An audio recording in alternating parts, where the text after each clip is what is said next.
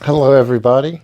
Welcome to College Football Predictions, Week 2, September 11th, 2021. As you guys can tell, we are back at home, came back from Houston, have the whiteboard, we're all set. Um, so last week in Week 1, we went 2-2. Lost the LSU game. That was a complete dumpster fire. And then we lost the Florida State versus FAU. Lost that by 3 points. But we won against Georgia beat Clemson. That was a really good game. Great defense, like I predicted. And Alabama just handled business.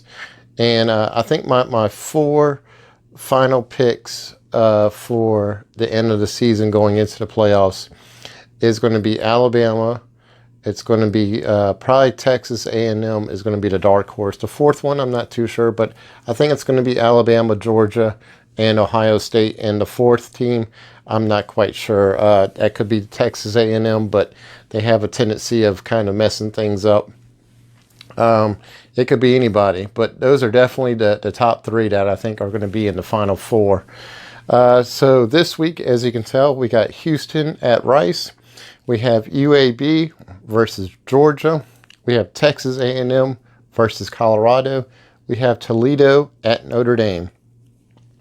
And normally I wait to the end to do my bully picks, but let's just go ahead and do them. I have, for my bully picks, this is just who's going to win the game. This isn't point spreads or anything else. I do this every year for every week.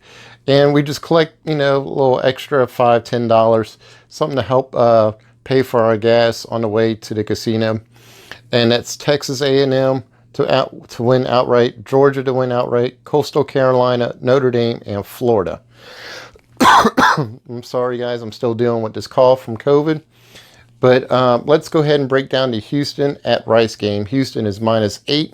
If I was to pick this game, I would go ahead and buy down that point to -7 if I was taking Houston, or just leave it at +8 for Rice.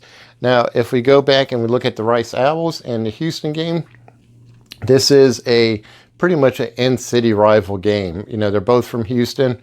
Rice has been kind of progressing their roster. They've been becoming more and more of a better team as of lately. Houston, as you know, they've done pretty well throughout the past 2 seasons. They played a really good game against Texas Tech. They lost 21-38. So maybe it wasn't that good, but they were competitive for the first half, just like Rice. Rice played for the first half, very competitive against Arkansas, but Arkansas just didn't seem to be clicking. Houston showed a little bit more promise in their football team, but Arkansas just couldn't find where their offense was. I think it was still in the locker room in the first half of that game. But once when that offense came, they scored 3 unanswered touchdowns pretty quickly, and Rice had no answer for them. This is going to be a very close game, but I really do like Houston in this game. I don't know if Houston's going to be able to cover the point spread. Like I said, I'm going to buy down, and I'm going to go Houston -7, buy down that point. But this is going to probably come down to either 7 points difference or a 10-point difference. But I do like Houston in this. I think they have a better defense. And I think once when the offense gets rolling, I think they're going to do fairly well. So we're going to go ahead and take Houston. We're going to buy down that 1 point, and we're going to take them -7. All right. So the next one really doesn't need an introduction. We have Georgia playing UAB. They're playing at home. This could be a trap game for Georgia, and I'm kind of reluctant on picking this game. But I think Kirby Smart, the head coach for Georgia, is not going to allow them to get too relaxed. If they do, I think he's going to really start amping up the pressure to have them play. I do kind of see a letdown after the Clemson game, so this could be a little bit of a trap game for Georgia and these points, -24.5. But Georgia's front line is the real deal. I mean, you could see that they were living in the backfield of Clemson all game long. And I think this is what's going to happen again with UAB. UAB is not going to have any time to throw the ball, any time really to run the ball. And it all depends on how long that first string stays in with Georgia. I think that the first string probably stay into the third quarter, and then we're going to start seeing the second and third string. So this could be very questionable, but I think Georgia, even with their second and third string, is still going to provide a lot of talent that UAB is not going to be able to match. So I really like Georgia, but this one, like I said, it could be a very interesting game because they could be in for a letdown after that major win against Clemson and beating them on national TV. But let's go ahead and take Georgia. I'm going to buy down that half a point, and I'm going to be minus 24 Georgia. Alrighty, so the next game we have is Texas A&M versus Colorado. And real quick, I don't do promotions or anything else, but there was a beer in Texas that my friend Mike, who passed away a few years ago, you know, he died because he was drinking and driving late at night, and he served a couple of tours in Afghanistan, Iraq, and he unfortunately, you know, just couldn't get home one night. But he introduced me to a beer. It's a fairly cheap beer. If you're from Texas, you know what I'm talking about. But he introduced me to a beer, and I wanted to share it with you guys. If you ever go through Texas, and if you see a supermarket called H.E.B, Hotel Echo Bravo, is the name of it. They sell a beer, and it's called Frio. So here's the light one. They make the traditional non-light that's really good also, but it's really good. It's smooth. It's a cheap beer. You can get a 30-pack for $20 at H.E.B, and it's called Frio. He turned me on to it a few years ago. I really like it. Every time I go to Texas, I pick up about 2 or 3 cases because they only sell it in Texas, and the only place I can find it is H.E.B, is a supermarket. So if you guys are ever there, check it out. You really will like it. They might sell it at Total Wines in Texas, but you could definitely get it at H.E.B. So enough of that. Let's talk about Texas A&M versus Colorado. I'm sorry, guys. COVID Deltas. This cough is still lingering, and the more I talk, the more I cough. So just trying to get back my lungs after COVID. So let's talk about Colorado. Colorado played UNICO. Who the hell is that? I have never heard of that. I've heard of Sister Mary of the Poor. I've heard of lots of teams. I had never heard of UNICO. So they beat them 35-7 in the first week. Texas A&M played a no-name team. Well, they're a better team than UNICO. They played Kent State, and they beat them 41-10. Right now, Texas A&M went up in the power rankings because of the Clemson loss. So they got a lot to prove in this game. Colorado is going to give them a good run for their money, but I think Texas A&M is a better football team overall versus Colorado, and they're playing at Texas A&M, so they're going to be playing with a little bit more motivation, and they got to keep up with the SEC West if they want to be in that top 4 at the end of the year. So they got to get the style points. They got to get everything right because they're coming up against a really hard schedule a little bit down the road in October. They have Alabama on October 9th, and then they have Auburn on November 6th. And then at the end, of course, November 27th, after Thanksgiving, is always LSU. But they really don't have a lot of ranked opponents, is what I'm trying to say. Ole Miss, Auburn, Alabama, and then Mississippi State. But Alabama is going to be the key. So they have to get the style points. They have to beat Colorado with a purpose and authority to maintain if they want to be in that top 4 at the end of the season. So we're going to go ahead and we're going to take Texas A&M. We're not going to buy down any points. We're just going to take them at -17.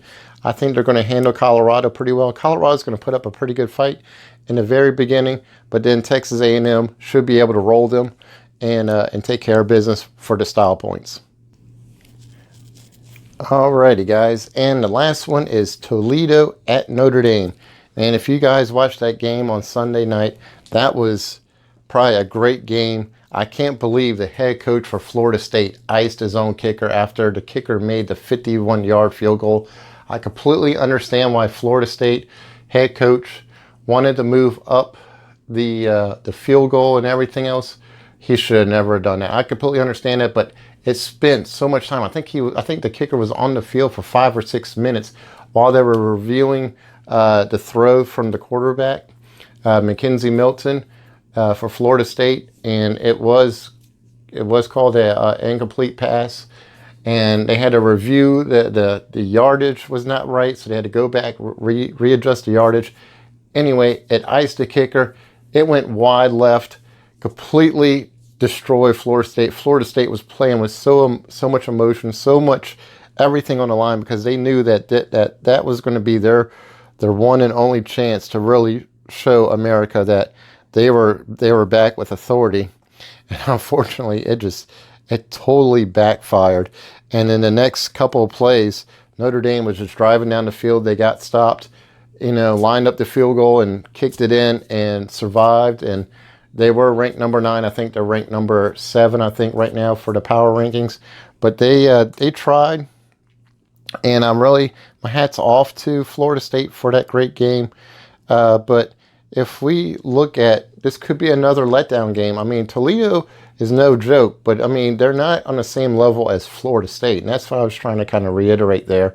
But is Notre Dame going to be able to cover a 17-point spread? And that's the thing.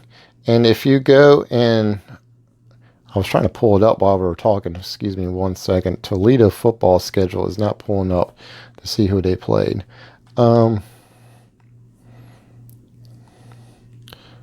So they played Norfolk State, and I mean, another no-name team to get yourself warmed up.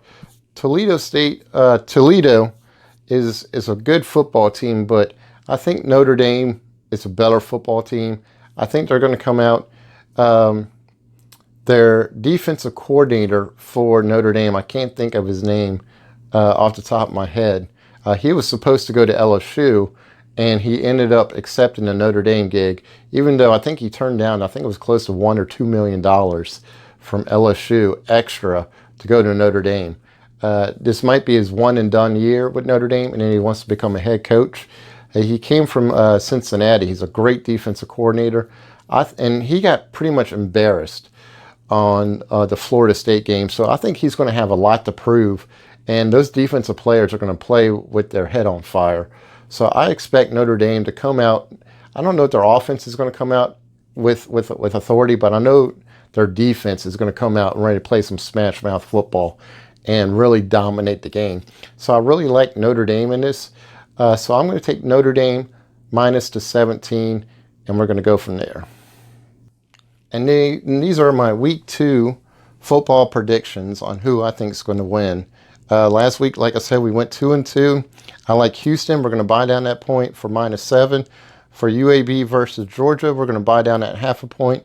Go Georgia minus 24. Texas A&M minus 17. Notre Dame minus 17.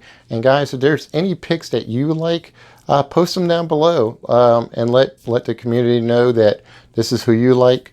If you like somebody different on my board and you think it might go the other way, please comment, let me know. I'm going to try to get back to, my goal is to get back to where I was in 2019, have a 70 to 80% win percentage. I started out 50-50, so it's not too bad, but definitely want to be on the right projection now and start moving forward. But I don't want to eat up too much of your time. I like to keep these under 15 minutes. So like I said, just let me know how you guys think, and I'll keep on coming out with more videos. And good luck on Saturday. And remember everybody who lost their life on September 11th, 2001. Very tragic events. Hard to believe it's been 20 years.